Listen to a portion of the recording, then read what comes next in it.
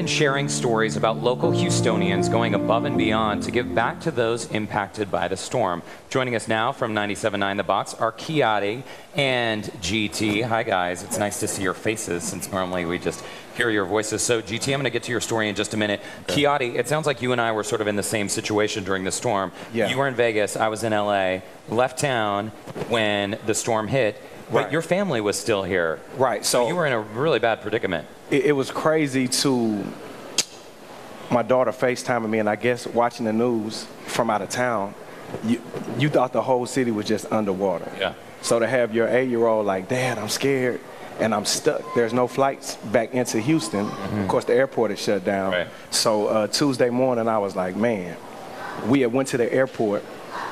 They flew me San Francisco to Austin was my way to get back. So whenever we took off from San Francisco, everything was fine. When the plane lands and you turn the phone on and there's a video of your kids being evacuated, Parker and Dylan in life jackets, water, they're on a boat, I'm like, oh man, this is like how? Wow, wait a minute. Okay, so your kids were evacuated while you're out of town trying to make your way back. Where were they taken? They were in Humble. And their aunt that they stayed with had family that was close enough to grab them after they got off of the evacuation boats. And so when I landed in Austin, I just rented a truck. I was like, I don't care how much it costs, just give me a truck. It was like a John Q movie scene. Just do something. And we drove back, and the roads were bad even getting back here.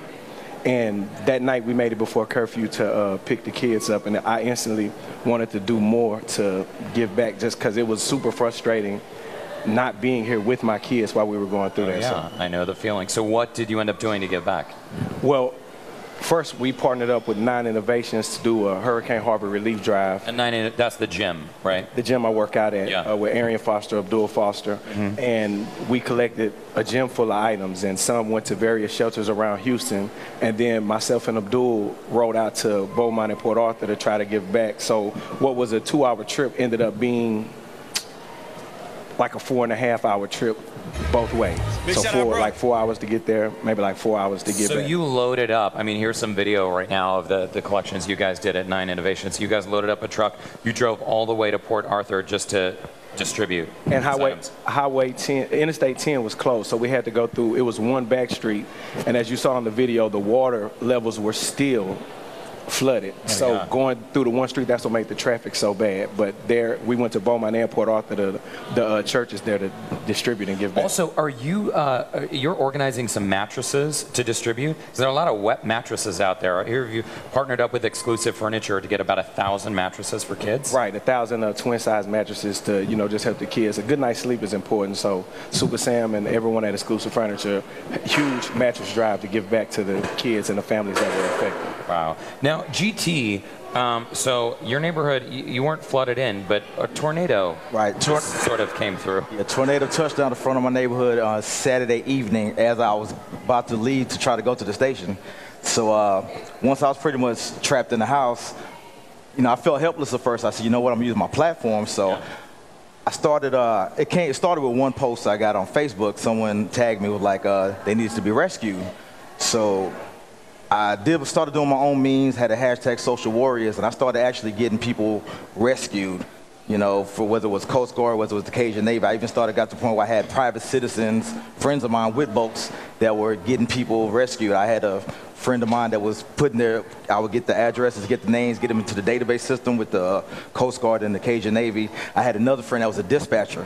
So she was able to kind of navigate out there in the field, like on the north side area where people were needing to be rescued and whatnot. So you were using social media and also digital technology to communicate and get people together. Right. What is this event that's happening, the Radio 1 Houston event?